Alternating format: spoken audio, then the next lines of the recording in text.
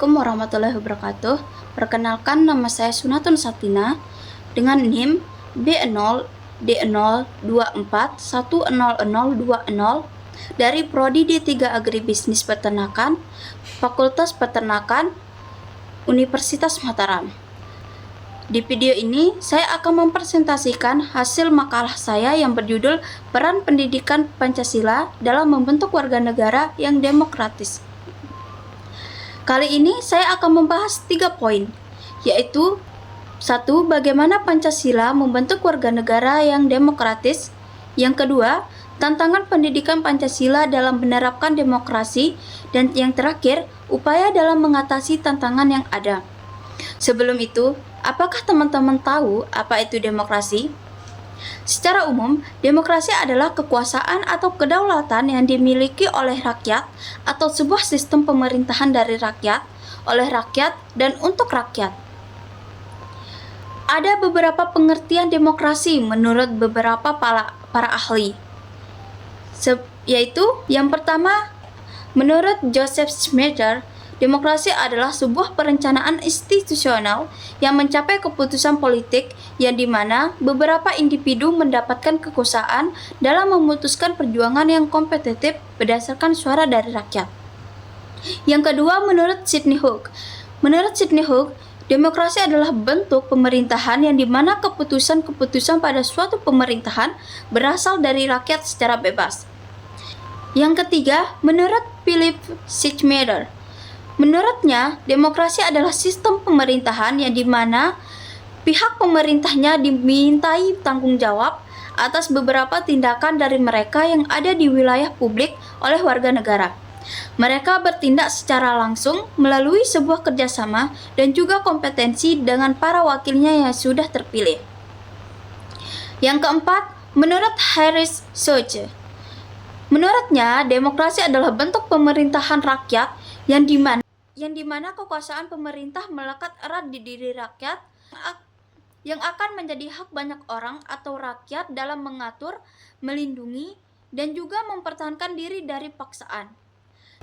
Yang kelima, menurut Henry Mayo.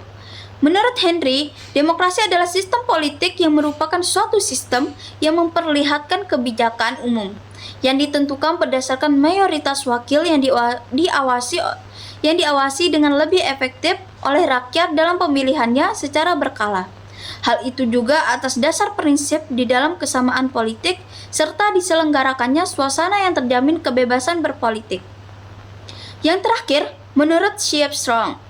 Menurutnya, demokrasi adalah sistem pemerintahan yang mayoritasnya adalah anggota dewasa yang berasal dari masyarakat politik yang ikut juga serta dalam sistem perwakilan dan menjamin bahwa pemerintah akan mempertanggungjawabkan tindakan pada mayoritas tersebut.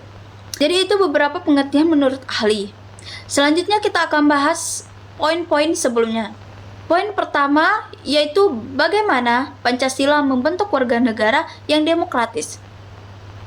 Pancasila membentuk warga negara yang demokrasi melalui nilai-nilai Pancasila yang penting untuk demokrasi, yaitu sila pertama, ketuhanan yang Maha Esa. Sila pertama mengandung nilai-nilai religius yang menjadi sumber nilai-nilai moral dan etika bagi bangsa Indonesia. Sila ini menegaskan bahwa setiap orang memiliki hak untuk memeluk agama dan keyakinannya sesuai dengan hati nuraninya. Sila ini juga menjamin bahwa negara tidak akan memaksakan agama atau kepercayaan tertentu kepada rakyatnya. Selanjutnya sila kedua, yaitu kemanusiaan yang adil dan beradab.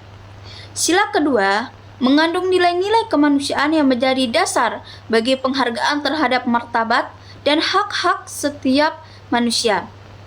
Sila ini menegaskan bahwa setiap manusia memiliki hak untuk hidup dengan sejahtera, tanpa diskriminasi atau penindasan. Lalu sila ketiga, yaitu Persatuan Indonesia. Sila ketiga mengandung nilai-nilai nasionalisme yang menjadi landasan bagi persatuan dan kesatuan bangsa Indonesia.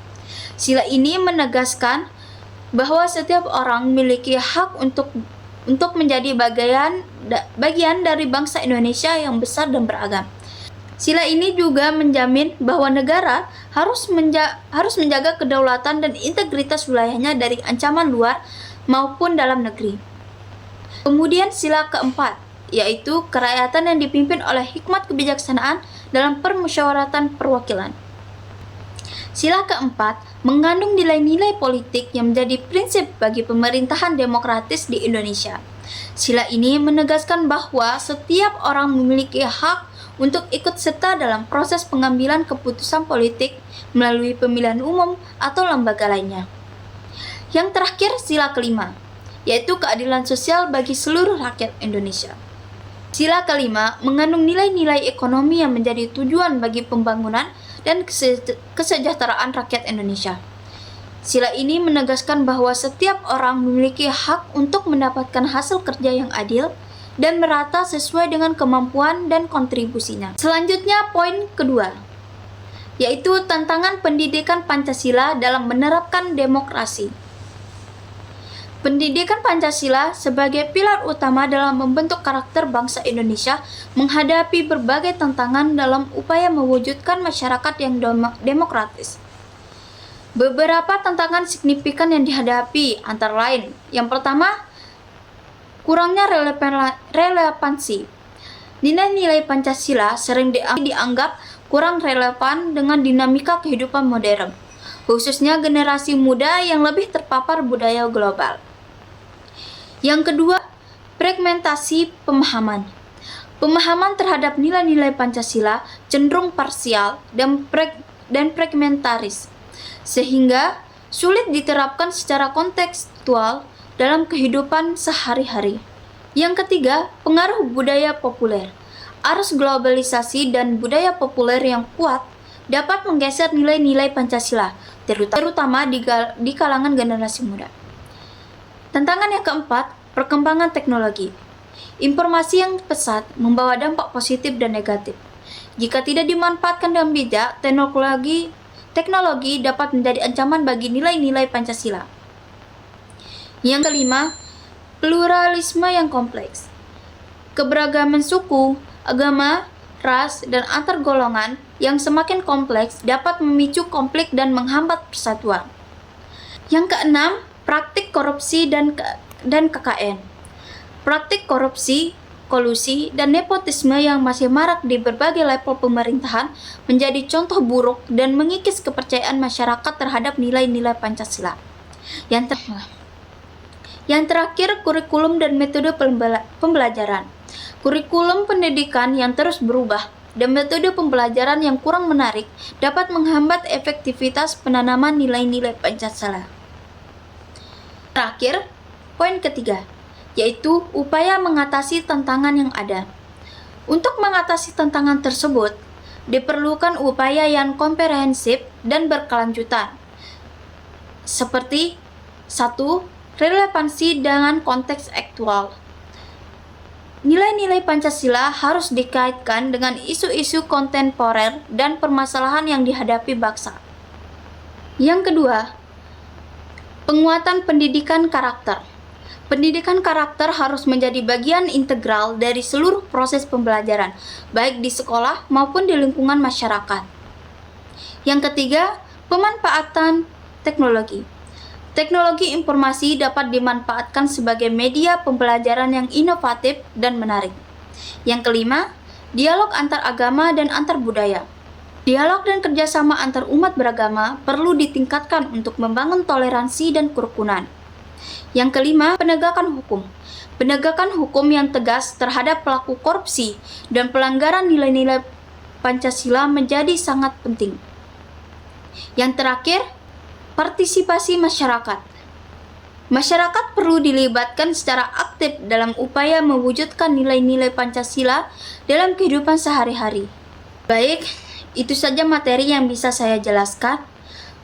Kurang lebihnya mohon maaf. Wassalamualaikum warahmatullahi wabarakatuh.